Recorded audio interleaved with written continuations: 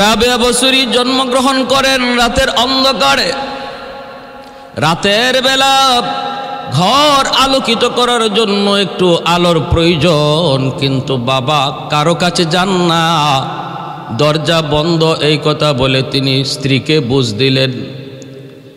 ভাইরা কিন্তু ঘুমায় গেলেন বারবার, শুধু একই চিন্তা। ওই ঘুমন্ত করে আল্লাহর নবীর সাথে তার স্বপ্ন যুগে দেখা হয়ে গেল। আল্লাহর নবী স্বপ্নে বলতেছেন, ইমরান টেনশন করো না, চিন্তা করো না, তোমার মেয়ে রাবেয়া সাধারণ কোনো নারী নয়, সাধারণ কোনো মেয়ে সন্তান নয়, বরং আল্লাহর দরবারে তার মাকাম মর্যাদা অনেক বেশি, সে অনেক বড় একজন নেককার নারী, তার ব্যাপারে আমি নবী তোমাকে সুসংবাদ দিলাম। ভাইরা আমার, আল্লাহর নবীর স্বপ্ন যুগে রাবেয়ার ব্যাপারে তার বাবাকে সুসংবাদ দান করলেন। আর বলতেছেন, ইমরান প্রয়োজন তোমার পয়সার, প্রয়োজন তোমার টাকার, প্রয়োজন একটু সাহায্যের, আমি নবী তোমাকে পাঠাইতেছি। বসরার গভর্নরের কাছে যাও, যায় তুমি আমি নবীর পক্ষ থেকে পয়গাম শোনা দাও। বসরার গভর্নর প্রতিদিন সে 400 বার আমি নবীর শানে দুরূদ পাঠ করে, আমি নবী তার সেই দুরূদ পাই, কিন্তু গতকাল সে আমার শানে কোনো দুরূদ পড়ে নাই। কেন পড়ে নাই? কারণটা তার কাছে জানতে চাইবা। কারণ এই দুরূদ পড়ার খবর দুনিয়ার কেউ জানে না, বরং সে জানে, আল্লাহ জানে, আর আল্লাহ আমাকে জানায়। তুমি ওই গোপন খবরটা বসরার গভর্নরের কাছে তুমি যায় পেশ করো, আর বলো গতকাল না পড়ার জন্য, গতকাল না পড়ার খেসারত হিসাবে সে যেন 400 দিনার তোমাকে সাহায্য করে। স্বপ্ন যুগে আল্লাহর নবীর কাছ থেকে এই সংবাদ পাওয়ার পর রাবেয়া বসরির বাবা ইমরান বসরার গভর্নরের কাছে যে হাজির। আল্লাহর নবীর বাতানো সেই কথাগুলি যখন বসরার গভর্নরের কাছে তিনি পেশ করলেন, গভর্নর অবাক হয়ে গেল। কারণ আমার এই খবর দুনিয়ার কেউ জানে না, এমনকি আমি আমার স্ত্রী পুত্র আমার মা বাবা কাউকে জানাই না, কিন্তু জানলো এই লোকটা কেমন করে। বোঝা গেল খবর সত্য, এবং আল্লাহর নবী আমার পড়া এই দুরূদ তিনি প্রতিদিন পান। বসরার গভর্নর এত খুশি হলো, এত খুশি হলো, এত খুশি, সাথে সাথে 400 দিনার ওনাকে সাহায্য করলো, আর 10,000 দিরহাম সে গরিবের মধ্যে বন্টন করলো। শুধু শুকরিয়াতান, আনন্দে শুকরিয়াতান 10,000 দিরহাম সে গরিবের মাঝে বন্টন করে দিল। আর বলে দিল, ভাই যদি এরপরও তোমার কোনো প্রয়োজন হয়, যে কোনো সময় তুমি আমার কাছে আসবা, আমি তোমাকে একটু সাহায্য করে উপকৃত হব। ভাইরা বন্ধুরা, তিনি তো এমন এক আল্লাহর ওলি ছিলেন, যার ওলি হওয়ার ব্যাপারে আল্লাহর নবী স্বপ্ন যুগে তার বাবাকে সুসংবাদ জানাইছেন। যেরকম সুবহানাল্লাহ। এ ভাই একটু খেয়াল করে শুনো, রাবেয়া বসরির যখন বাল্যকাল, অভাব এর ভিতরে বাবা ইন্তেকাল করলেন। ওনার বড় 3টা বোন, তাদেরও বিয়ে শাদী হয়ে গেল। মার ইন্তেকাল হলো, রাবেয়া বসরি বাল্য, কেউ নাই দেখাশোনা করার, কেউ নাই। ওই অবস্থায় বসরায় দুর্ভিক্ষ চলছে, মানুষের ঘরে ঘরে অভাব, রুজি রোজগার নাই, জিনিসপত্রের দাম ঊর্ধ্বগতি। চরম সংকট মুহূর্তে রাবেয়া একা হয়ে গেলেন, দেখশন করার মতো তার কেউ নাই। ওই রাবেয়া বসরি তিনি বের হলেন, কোথাও যাবেন। পথে ডাকাতের দল, একদল ডাকু ওনাকে অপহরণ করলো, তারপরে বাজারে বিক্রি করে দিল বাদী বানায়া। একজন ধনাঢ্যশীল ইহুদির কাছে বাদী বানায়া বিক্রি করে দিল। আল্লাহর ওলিয়া রাবেয়া বসরি এখন আর স্বাধীন নন, তিনি একজন গোলাম, তিনি একজন বাদী। মুনিবের অধীনে ওই ইহুদি মালিকের বাড়িতে যায় তিনি তার ঘরের কাম কাজ করেন, সারাদিন কাম করেন। আস্তে আস্তে বড় হতে লাগলেন। রাবেয়া বছরই ইহুদির বাড়িতে কাম কাজ করেন। ইহুদি সে তো আল্লাহ চেনে না, রাসূলকে চেনে না, রাবেয়াকে চেনে না, ধর্ম কি জিনিস জানে না। এক পর্যায়ে ইহুদির অত্যাচার রাবেয়ার প্রতি দিন দিন বাড়তে লাগলো, রাবেয়ার প্রতি দিন দিন বাড়তে লাগলো। রাবেয়া তিনি তো সারাদিন দুনিয়ার মালিকের কাম করেন, আর রাতের বেলা আসল মালিকের কুদরতি কদমে সাজদায় পড়ে যান। ভাইরা বন্ধুরা, একদিন কোনো এক কারণে ইহুদি মালিক ওনাকে মারলো। রাবেয়া বসরি প্রচন্ড মার খেলেন মালিকের পক্ষ থেকে। রাতের অন্ধকারে তাহাজ্জুদের টাইম, রাবেয়া তার ঘরের কোনায় বসে বসে আল্লাহর কুদরতি কদমে সেজদায় পড়ে কাঁদতেছেন। এমন কান্না কাঁদতেছেন আর বলতেছেন, ওগো আসমানের মালিক, দুনিয়ার মালিক আমাকে চেনে না বিদায় আমাকে মারছে। তুমি এজন্য আমার মালিকের উপর নারাজ হইও না।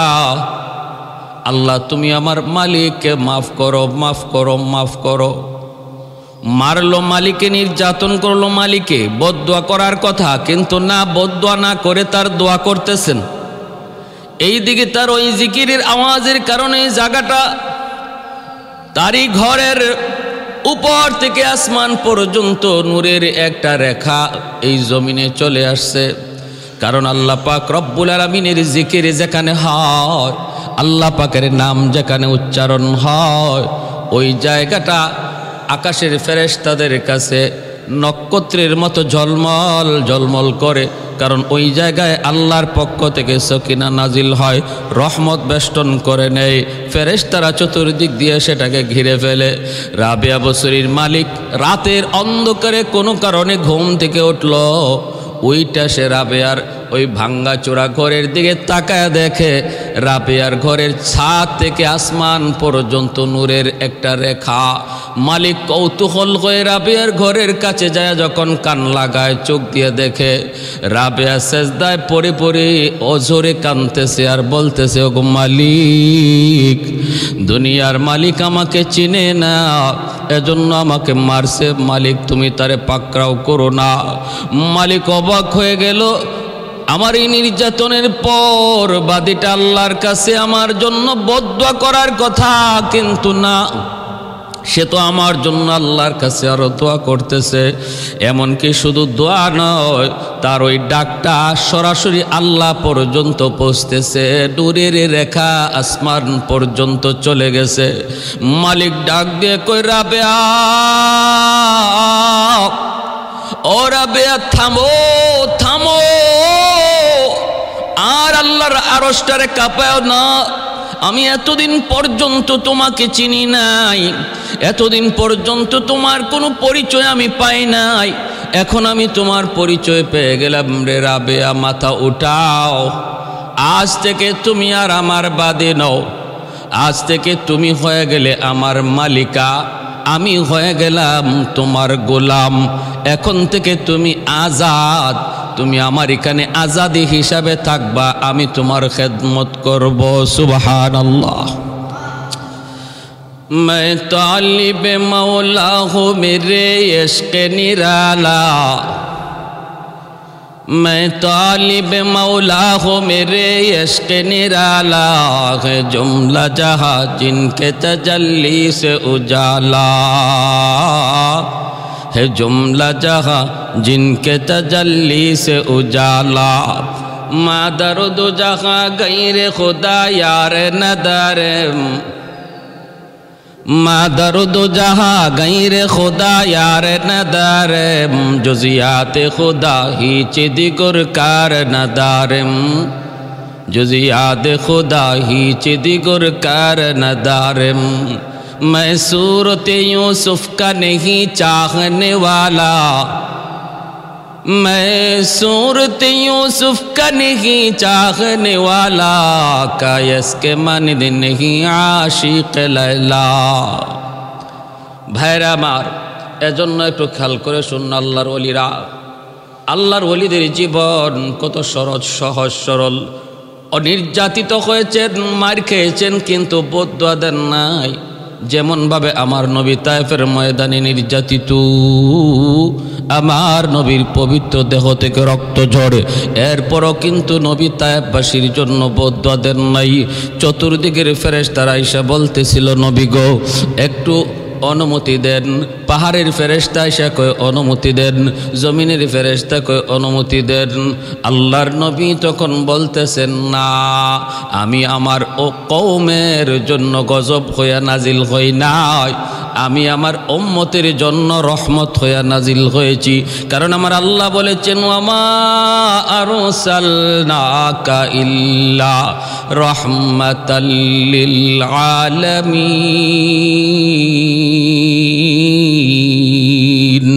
আমি হলাম উম্মতের জন্য রহমত।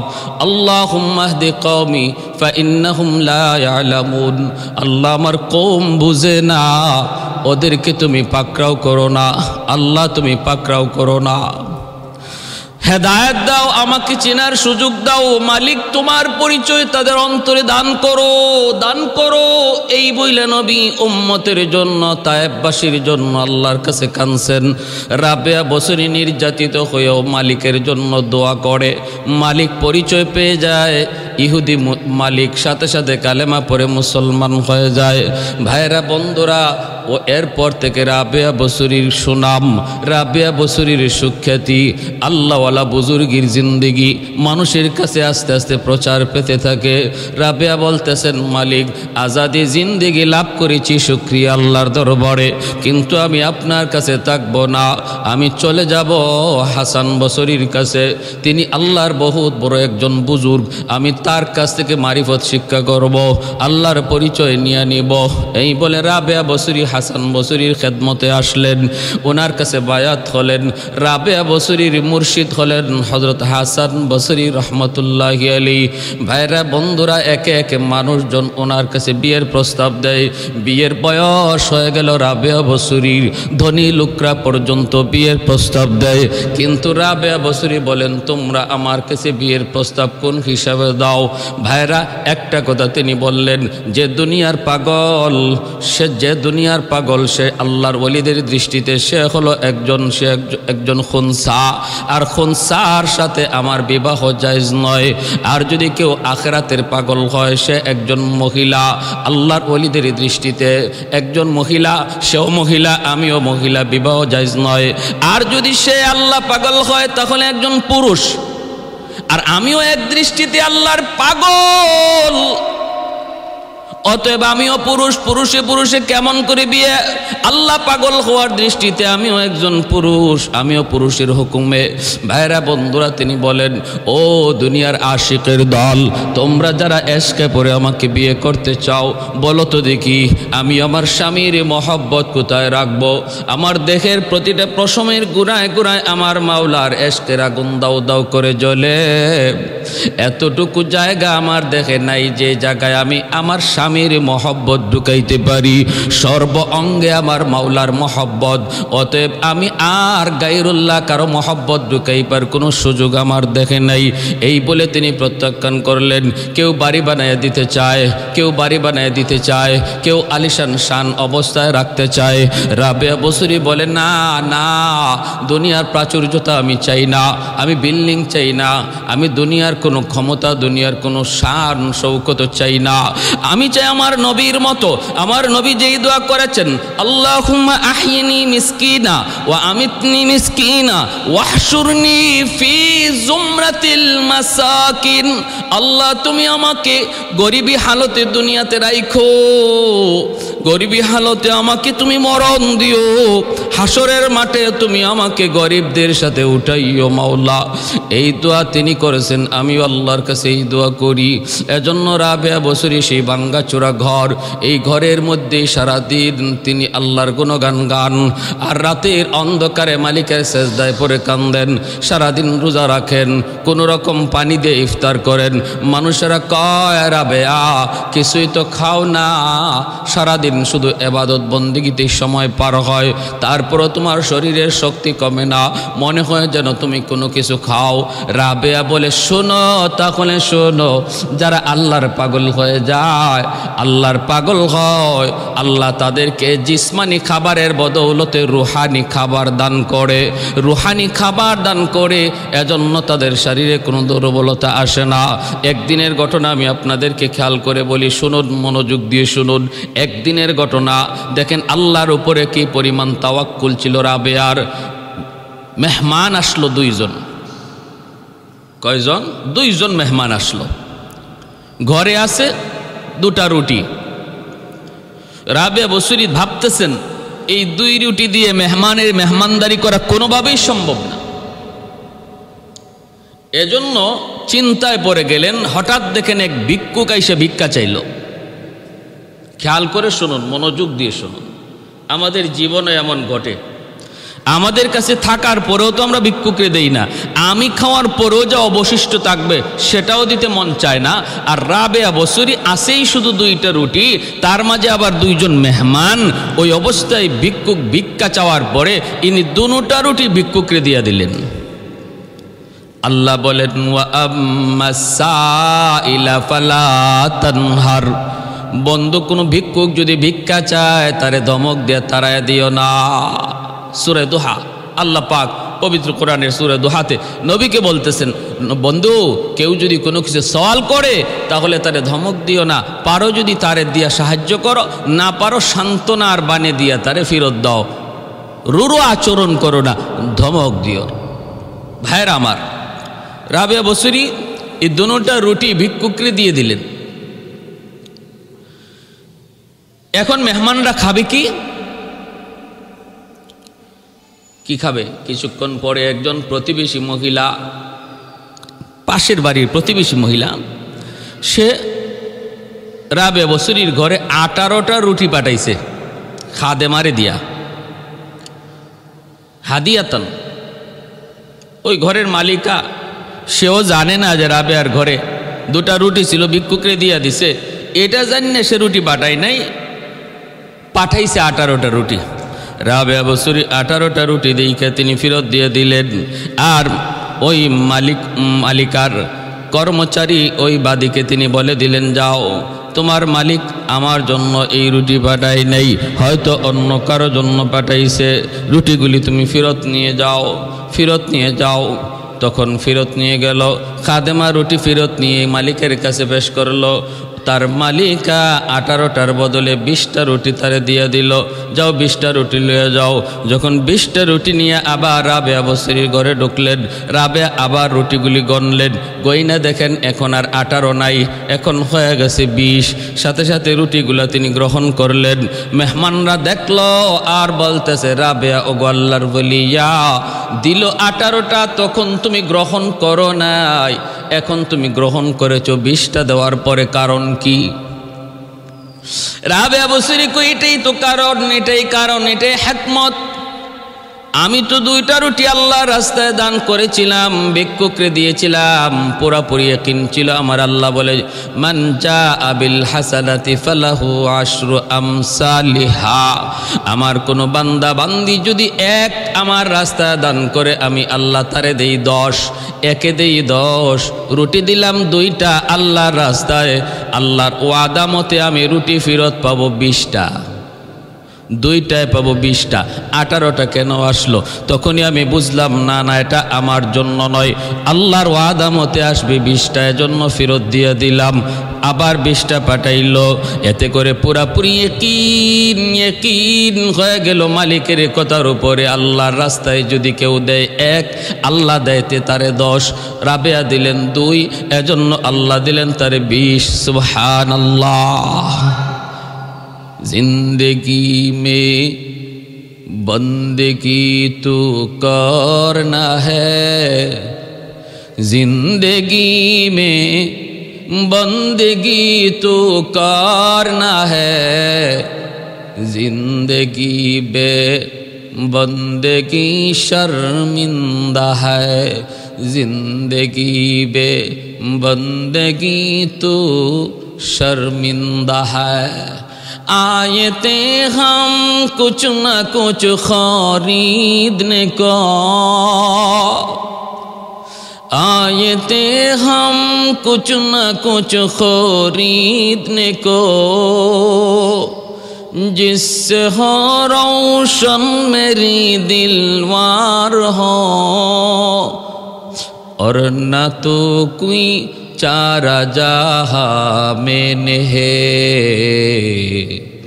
और न तो कोई चारा जहाँ मैंने है। जिंदगी में बंदगी तो करना है, जिंदगी पे बंदगी शर्मिंदा है, जिंदगी बे बंदगी शर्मिंदा है। दुनिया में हो दुनिया का तलबगार न हो, बाजार से गुजरे हो खरीदार न हो। दुनिया में हो दुनिया का तलबगार न हो, बाजार से गुजरे हो खरीदार न हो। ए दुनिया तो मिसल कागज फूल है, ये दुनिया तो मिसल कागज फूल है। अल्लाहु अकबर। ए भाইরা আমার একটু মনোযোগ খেয়াল করে শোনো রে যুবক। আল্লাহর নবী রহমতের নবী বলেন, মালিক উহুদ পাহাড় আমার পিছনে পিছনে ঘুরুক, আমি চাই না। আল্লাহ আমি চাই আমি যেন গরিবী হালতে দুনিয়াতে থাকি, গরিবী হালতে যেন মারা যাই, গরিবী হালতে যেন হাসরের মাঠে উঠি, গরিবদের সাথেই যেন উঠি। কারণ কি? কারণ কি? আল্লাহর ওলিদের জীবন ছিল এমন, কারণ একজন গরিব ধনী মানুষের 500 বছর আগে জান্নাত পেয়ে যাবে। নবী বলেন একদিন দুই দিন নয়, ইন্নামাল ফুকারা ইয়াদখুলুনাল জান্নাতা ক্বাবলাল আগনিয়া বি500 সানা আও কামা ক্বালান নবিয়্যু আলাইহিস সালাম। ভাইরা বন্ধুরা, এই কথা শোনা মাত্রই হযরত ওসমান গনি বলতেছেন, ও গো আল্লাহর নবী, আল্লাহ আমাকে দয়া করে সম্পদ দিয়েছে গো নবী, আমি তো চেষ্টা করে তদবির করে সম্পদ কামাই করি নাই, আল্লাহ আমাকে দয়া করে সম্পদ দিয়েছে। ইয়া রাসূল আল্লাহ জানতে চাই আমিও কি তাহলে গরিবের 500 বছর পরে জান্নাতে যাব? নবী তখন বলেন, ওসমান তুমি আমার জামাতা হতে পারো রে ওসমান, আমি নবী নিজের থেকে কিছুই বলি না, আমার আল্লাহ যা বলেন আমি তাই বলি। অতএব শুনে রাখো ওসমান, মনোযোগ দিয়ে শোনো, তোমার সাহায্য পায়া পায়া যেই গরিব সাহাবীরা মদিনায় চলল, তারাও তোমার 500 বছর আগে জান্নাতে যাবে, তাদের 500 বছর পরে তোমাকে জান্নাতে যাওয়া লাগবে। যদিও তুমি আশারায়ে মুবাশশারার সদস্য, জান্নাতি সার্টিফিকেট প্রাপ্ত একজন সাহাবী, তবুও গরিবের পরে তোমাকে জান্নাতে যাইতে হবে। কারণ গরিবের এত দাম, যেই গরিব গরিবী হালতেও আল্লাহকে ডাকে, রাবেয়া বসরির মতো চরম পর্যায়ের গরিবী হালতেও আল্লাহকে ভুলে না, সর্বদা আল্লাহর প্রেমে বিভোর। অভাবের মধ্যে তাইকেও সে নামাজ ভুলে না, অভাবের মধ্যে পইরাও পর্দার কথা ভুলে না, অভাবের ভিতরে তাইকেও হালাল হারাম কোনোদিন ছেড়ে দেয় না, হালাল পথে চলে, হারাম পথ থেকে বেঁচে চলে। এমন একজন গরিব কর্মচারী মসজিদের ভিতরে যদি নামাজে দাঁড়ায়, আর তার মালিকও যদি তার সাথে এক কাতারে নামাজে দাঁড়ায়, আল্লাহর নবী বলেন নামাজের পর দুজন হাত উঠায় মোনাজাতের জন্য। এইবার বলো তো দেখি কার মোনাজাত আল্লাহর কাছে আগে কবুল হয়? আল্লাহর নবী বলেন, জানোনি গরিবের দোয়া কবুল হবে। শুধু তাই নয়, ধনী মানুষটা যদি তার দোয়ার সাথে 10,000 দিরহাম 10,000 দিরহাম যদি আল্লাহর পথে দানও করে, তবুও গরিবের খালি হাতের দোয়া আল্লাহর কাছে আগে কবুল হয়ে যায়। সুবহানাল্লাহ। 10,000 দিরহাম যদি দানও করে তবু আল্লাহর কাছে গরিবের খালি হাতের দোয়া আগে কবুল হয়ে যায়। কেন? কারণ আল্লাহ পাক রব্বুল আলামিন মুনসিফ, আল্লাহ পাকের ইনসাফ আছে। আল্লাহ দুনিয়াতে তারে ধন দিছেন কম, দৌলত দিছেন কম। ধনী মানুষটার মতো সে আরাম করতে পারে না, ধনী মানুষটার মতো সে মন চাহাত মতো খাইতে পারে না। আল্লাহ পাক রব্বুল আলামিন এজন্য তার আখিরাতের লাইনে ধনীর আগে বাড়ায়া দিলেন। আল্লাহ বলেন, গরিব তুমি সবর করো, তুমি ধনীর প্রাচুর্যতা দেখা আরামায়েশ দেখা তুমি এতটা নিজের মধ্যে তার এই আরামায়েশ দেখা মনে কষ্ট পেও না। সে দুনিয়ার সামান্য হায়াতের জীবন, 60-70 বছরের হায়াতের জীবন তোমার চেয়ে আগায় ছিল আরামের দিক দিয়া, আর আমি আল্লাহ তোমাকে আখিরাতের লাইনে ওই ধনীর চেয়ে 500 বছর আগে আগায় দিব আরামের লাইনে, কারণ সে তোমার 500 বছর পরে জান্নাত পাবে। সুবহানাল্লাহ। ভাইরা বন্ধুরা একটু মনোযোগ দিয়ে শুনুন, মনোযোগ আছে তো ইনশাআল্লাহ? একটু মনোযোগ দিয়ে শুনুন, খেয়াল করে শুনুন। এক পর্যায়ে উসমান গনিকে আল্লাহর নবী বলেন, উসমান যদি তোমার বুঝে না ধরে, তুমি যদি একটু বুঝতে চাও তাহলে পরীক্ষা করে দেখো কেন গরিব ধনীর আগে জান্নাতে যাবে। তুমি বুঝি বুঝতে চাও? উসমান গনি কয়, নবী গো আমি বুঝতে চাই, আমি একটু বুঝতে চাই। আল্লাহর নবী বলেন, উসমান তাহলে মসজিদে নববীর ভিতরে আমার সমস্ত সাহাবায়ে কেরামের সামনে তুমি আগে বলো আজ সারাদিন তুমি কি খাইছো। উসমান গনি তখন দাঁড়ায় বলতেছেন, নবী গো ঘুম থেকে ওঠার পর আমি একটা বাসি রুটি খেয়েছি, তারপরে নাস্তার টাইমে নাস্তা করেছি, এরপরে গো নবী দুপুরবেলা ভুনা গোশত আর রুটি খাই আমি আপনার দরবারে এসেছি। আল্লাহর নবী এইবার বলতেছেন, উসমান রে তুমি এবার বসো, কিন্তু মনে রাখো একদিনের খানার হিসাব চাইলাম। 3টা কথা তোমার বলা লাগছে। কয়টা কথা? 3টা। 1 নম্বর হলো ঘুম থেকে উঠে বাসি রুটি দিয়ে একটু হালকা নাস্তার টাইমে আমি নাস্তা করেছি, ঠিক না? তারপরে বলেছেন দুপুর টাইমে ভুনা গোশত খেয়েছি। হ্যাঁ, নবী বলেন, উসমান 3 কথা বলছো, একদিনের হিসাব চাইলাম, 3 কথা বলতে সময় লাগছে বেশি, এবার বসো। আমার গরিব সাহাবীদের ভিতরে আব্দুল্লাহ ইবনে মাসউদ, তুমি কোথায়? একটু দাঁড়াও। মসজিদ নববীর কোনায় গরিব সাহাবী আব্দুল্লাহ ইবনে মাসউদ তিনি দাঁড়ায় গেলেন। আল্লাহর নবী এবার বলতেছেন, আব্দুল্লাহ তুমি একটু বলো তো দেখি আজ সারাদিন তুমি কি খাইছো রে আব্দুল্লাহ? আব্দুল্লাহ ইবনে মাসউদ কিছুই বলতে চান না, চোখ দিয়ে দর দর করে পানি পড়ে। সাহাবায়ে কেরাম তারাও কান্দেন, আল্লাহর নবীও তিনি কাঁদতেছেন। নবী বলেন, আব্দুল্লাহ বলো বলো বলো কি খাইছো সারাদিন, কি খাইছো একটু বলো। আব্দুল্লাহ ইবনে মাসউদ তখন চোখের পানিটা মুছতেন আর বলেন, নবী গো খোদার কসম আপনি যদি আমারে না জিগাইতেন আমি কারো কাছে বলতাম না গো নবী। আজ সারাদিন হয়ে যায় একটা খেজুরের দানাও আমার পেটে জুটে নাই, একটা খেজুরের দানাও জুটে নাই। আল্লাহর নবী কানেন এত বড় জলিলুল কদর সাহাবী আব্দুল্লাহ ইবনে মাসউদ, সারাদিনের ভিতরে একটা খেজুরের দানাও জুটে নাই, কিছুই খান নাই।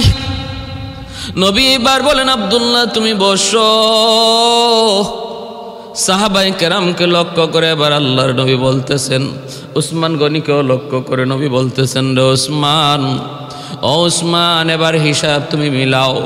হাসরের মাঠে আল্লাহ পাক প্রতিটা মানুষ থেকে তার জীবনের হিসাব নিবে, সম্পদের হিসাব নিবে।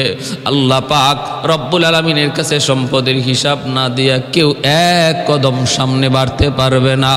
ওই দিন তোমরা ধনীর আল্লাহর কাছে সম্পদের হিসাব দেওয়ার জন্য যখন দাঁড়াবে, সম্পদ তোমাদের অনেক বেশি, এজন্য টাইম লাগবে তোমাদের বেশি, ধনীদের টাইম লাগবে বেশি। যদিও হালাল পথে সম্পদ কামাই করেছে তবু বেশি হওয়ার কারণে সময় লাগবে বেশি। পিছনে দাঁড়ায় থাকবে আমার আব্দুল্লাহর মতো গরিব সাহাবী। আল্লাহ পাক রব্বুল আলামিন গরিবের দিকে তাকায় বলবে, রে আমার গরিব বান্দা বান্দির দল, তোমরা ধনীদের পিছনে পড়ে থাকলে তোমাদের হিসাব দিতে অনেক দেরি হয়ে যাবে, কষ্ট তোমাদের বেশি হবে। সম্পদ যেহেতু তোমাদের কম, ধনীদের এই লাইন থেকে বাইপাস আমি আল্লাহর কাছে চলে আসো। ধনীদের লাইন থেকে গরিবরা বাইপাস আল্লাহর কাছে চলে আসবে হিসাব দেওয়ার জন্য। সম্পদ কম, কম কথায় জবাব দিয়ে দিবে। আর ধনীর 1-2 বছর আগে নয়, নবী বলেন আনুমানিক 500 বছর আগে আল্লাহ গরিবদেরকে ধনীদের আগে জান্নাত দিয়ে দিবে। সুবহানাল্লাহ। এ ভাই, এজন্য বলি খালি সম্পদ সম্পদ কইরো না। পাইলিং দেওয়ার সময় বোঝা যায় হায়াত বুঝি 500 বছরের গ্যারান্টি লই আইছো। না না না, বিন্দু পরিমাণ গ্যারান্টি নাই। হায় হায় সম্পদ, হায় সম্পদ করার পিছনে কোনো লাভ নাই, কোনো লাভ নাই। হালাল পদে সম্পদ কামাই কইরো, গরিবের 500 বছর পরে জান্নাতে যায়।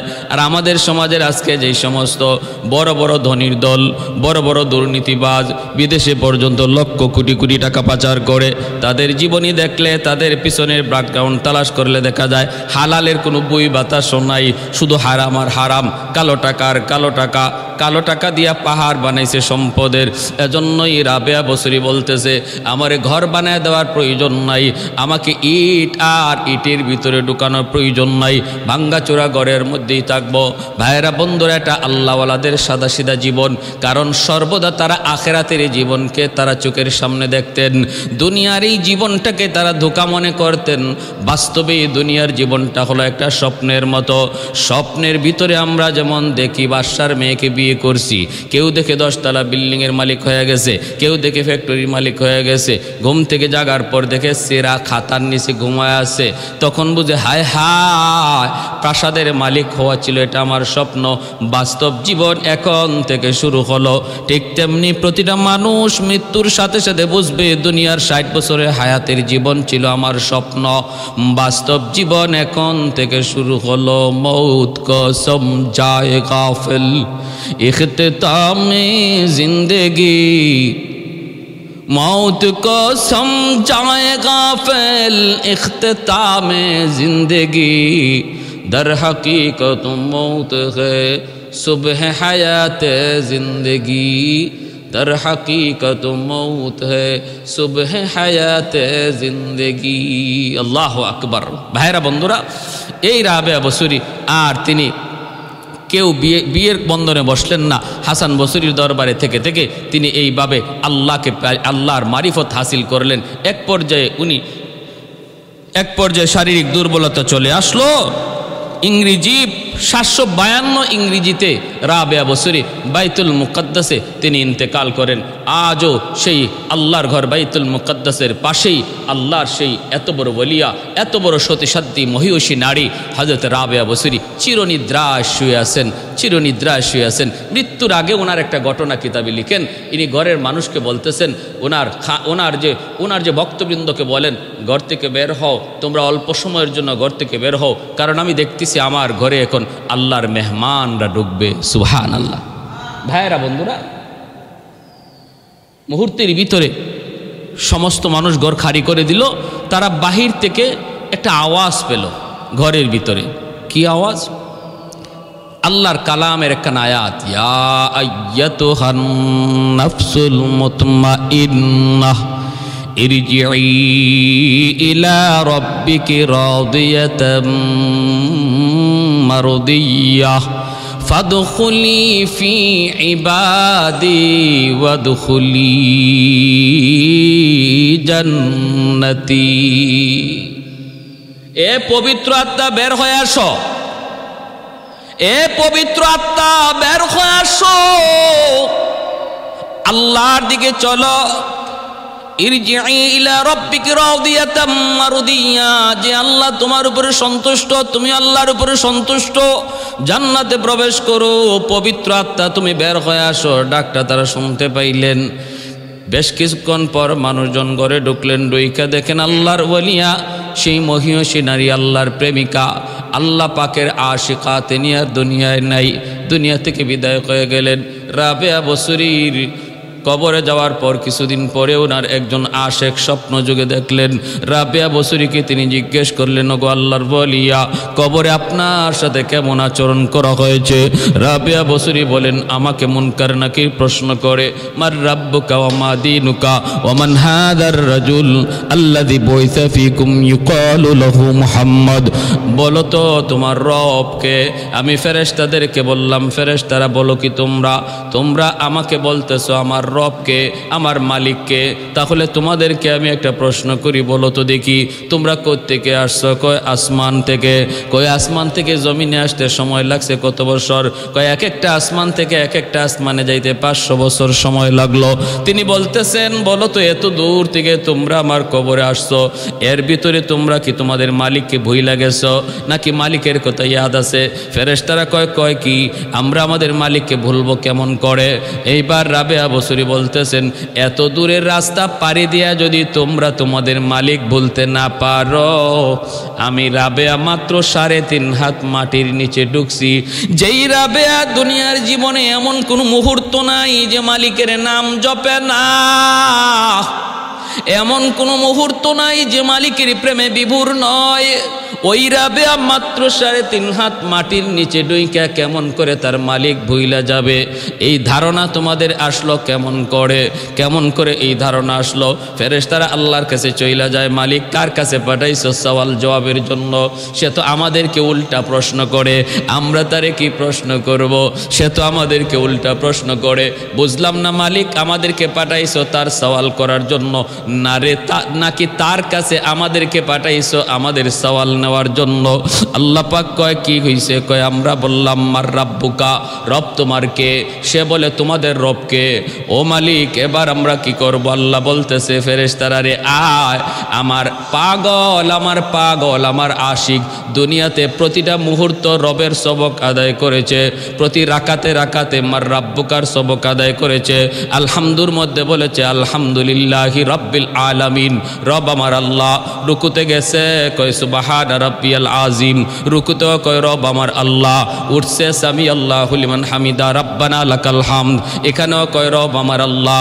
সেজদায় গিয়া কয় সুবহান রাব্বিয়াল আলা, এখানেও কয় রব আমার আল্লাহ। অতএব যার জীবনের প্রতিটা মুহূর্তই শুধু আল্লাহর পরিচয়, রবের সবক, তারে মার রাব্বুকা প্রশ্নের যা প্রশ্ন করা লাগবে না।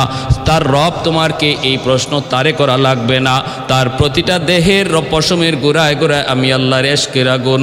অতএব আসো, আমি আল্লাহ তারে বিনা সওয়াল জবাবে তার কবর কি জান্নাতের বাগিচা বানায়া দিলাম। সুবহানাল্লাহ।